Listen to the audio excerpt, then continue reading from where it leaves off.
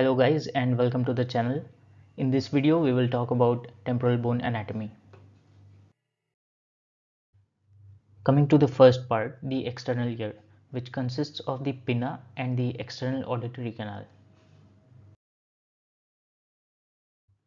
The external auditory canal is made up of a lateral 1/3 fibrocartilaginous part and a medial 2/3 bony part, and at the medial end is the tympanic membrane.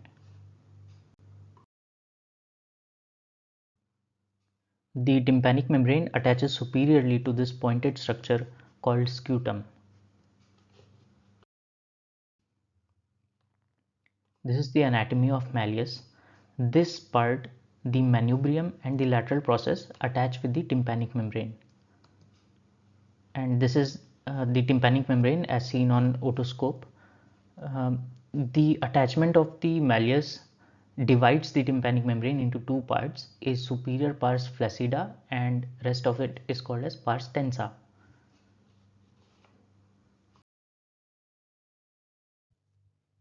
Now coming to the middle ear. The middle ear cavity is divided into three parts based on the attachment of the tympanic membrane: the epitympanum, mesotympanum and the hypotympanum. This line, it crosses from the attachment of the tympanic membrane up to the facial nerve above and the basal turn of cochlea below. The facial nerve is this thing which you can see here, and this is the cochlea. Up to the basal turn of cochlea is the hypotympanum. Now let's talk about relations of the middle ear.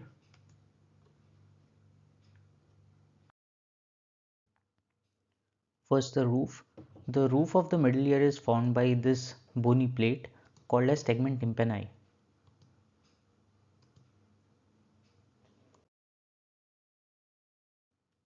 Prussak space is something very important. It is the space between the head of malleus and the scutum, just above the pars flaccida. Now, why it's important? It is the most common site for cholesteatoma, or more specifically acquired type of cholesteatoma. Now, you should remember that perforation of the tympanic membrane is more common along the pars tensa, whereas acquired cholesteatomas are found more commonly here along the pars flaccida, and the reason is because of retraction pockets. Since this part is flaccid, it is more prone to retraction when there is any eustachian tube dysfunction. So in cases of chronic eustachian tube dysfunction, this forms a retraction pocket and keratin accumulates inside, which forms a cholesteatoma. So whenever you see a soft tissue here along with erosion of the scutum, it should raise suspicion for cholesteatoma. And any cholesteatoma that develops here can ultimately grow and erode the tegmen tympani and reach the intracranial cavity. Coming to the floor of middle ear, what structure lies here? It's the jugular bulb, and the bone that separates the two is called as the jugular plate. This is how the jugular vein runs. This is the sigmoid sinus, which takes a turn just below the middle ear and continues as the internal jugular vein. And the topmost part of the jugular vein is dilated, which is called as the jugular bulb.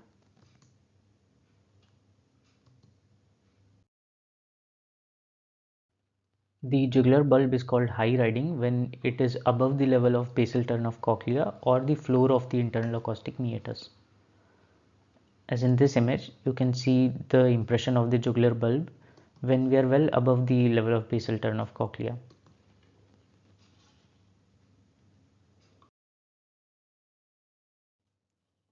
Now coming to the medial wall of the middle ear, which contains three important things. The first one is the promontory, which is formed by the impression of the basal turn of cochlea into the middle ear cavity, and the oval window and the round window. Let's see, in this case we'll try to find the oval and round windows.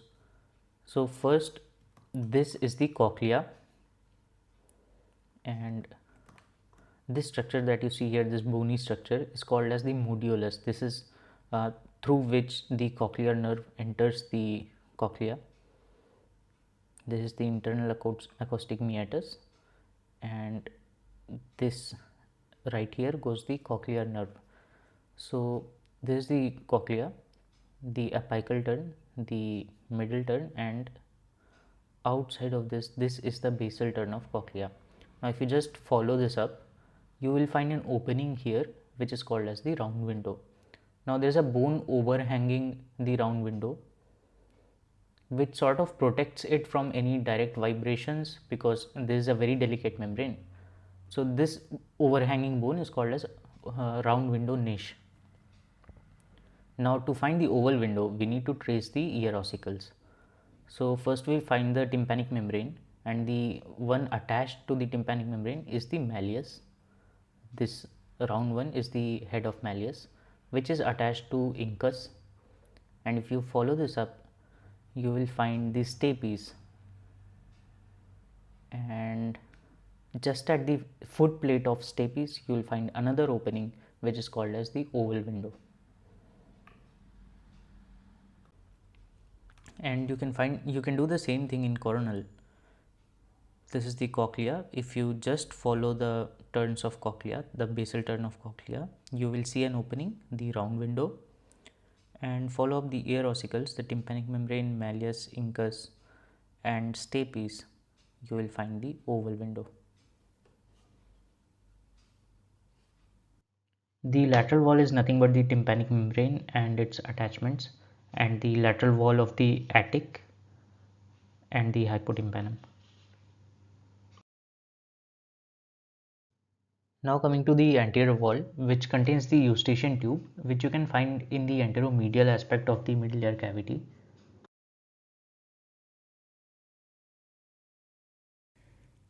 If we see here in this case, this is the middle ear cavity, and at the anteromedial end of the middle ear cavity you will find the eustachian tube. Now if we just follow it up anteromedially, it goes through somewhere here. You won't see the entire length of the eustachian tube. It opens here in the pharynx, just lateral to this protrusion which is called as torus tubaris, and this lateral to it is the eustachian tube opening, and just medial to it, this is the fossa of Rosenmuller, which is important because it is a common origin site for nasopharyngeal carcinomas.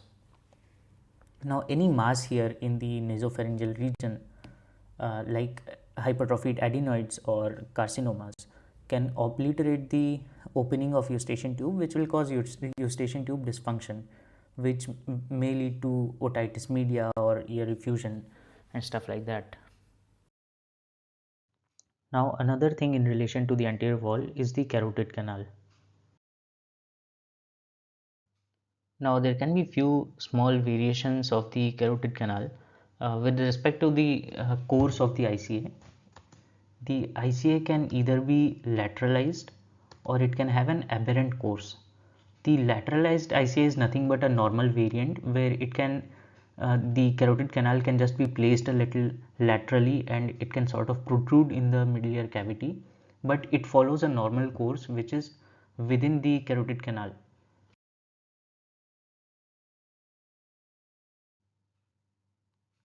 Aberrant ICA follows an abnormal course. It enters the middle ear cavity outside the carotid canal and then enters the cranial cavity.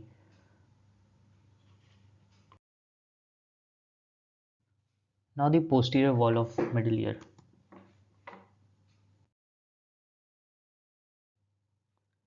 It contains an opening which connects the middle ear cavity to the mastoid, and this largest cell of the mastoid, largest air cell of the mastoid, is called as mastoid antrum, and this opening which connects the two is called as adytus ad antrum. Another thing along the posterior wall is this triangular bony eminence which is called as the pyramidal eminence.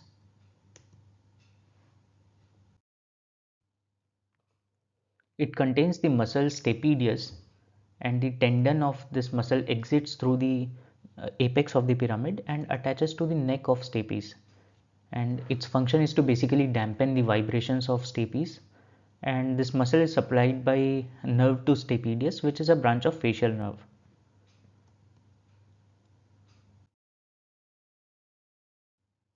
Now this pyramid also divides or forms two recesses on either sides. The lateral one is called as facial recess and the medial one is called as sinus tympani. It's because the facial nerve is in close relation to the lateral sinus, and that's why it's called as facial recess.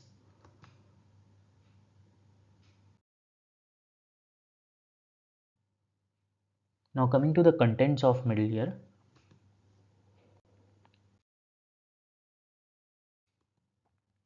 It mainly contains three things: the ossicles, muscles and nerves.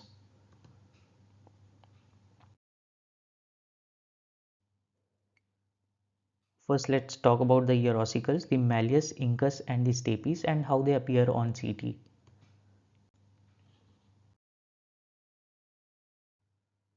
At the topmost part, it appears as an ice cream cone, where the ice cream part is formed by the head of malleus and the cone part is formed by the short process of incus. This is the short process of incus and this is the long process of incus. At the middle part, it appears as two dots, which is formed by the manubrium or the middle body of the malleus and the long process of incus. And at the inferior most end, it appears as two lines.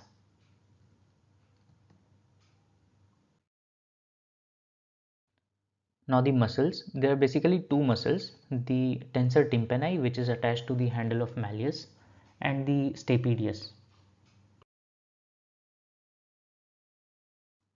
There are two nerves within the middle ear cavity, the nerve to stapedius and the chorda tympani, and both are branches of facial nerve. Which brings us to the anatomy of the facial nerve. Let's see the course of the facial nerve. It originates at pons, which lies somewhere here, then enters the internal acoustic meatus. This portion is called as the cisternal segment and this is the canalicular segment. Then it crosses the cochlea, which is the bony labyrinth, and is called as the labyrinthine segment. And it takes a sharp turn from here, which is called as the geniculate ganglion.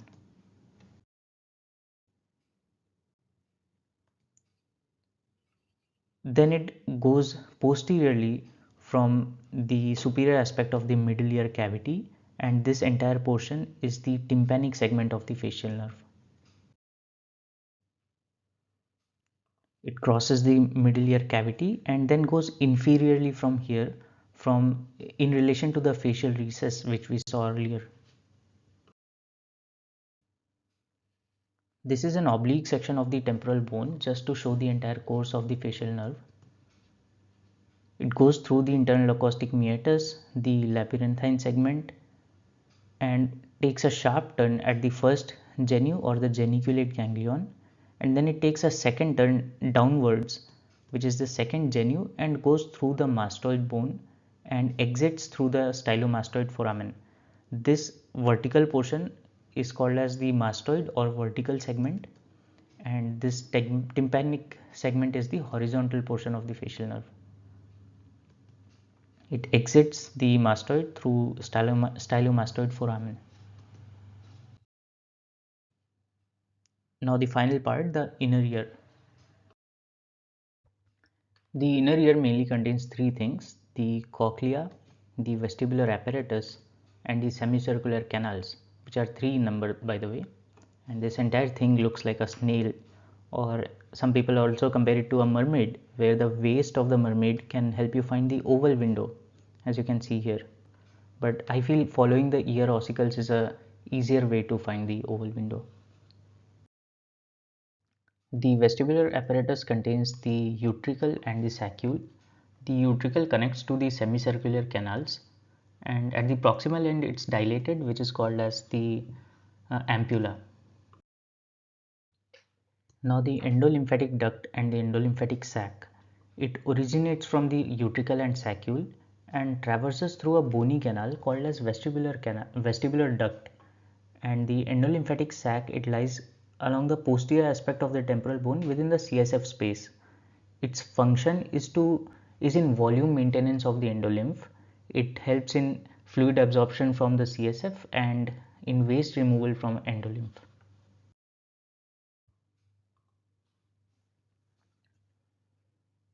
As you can see here, this is the vestibular apparatus and the semicircular canal. And you can see this thin bony canal which is originating from the vestibule and ends in the CSF space. This is the vestibular duct.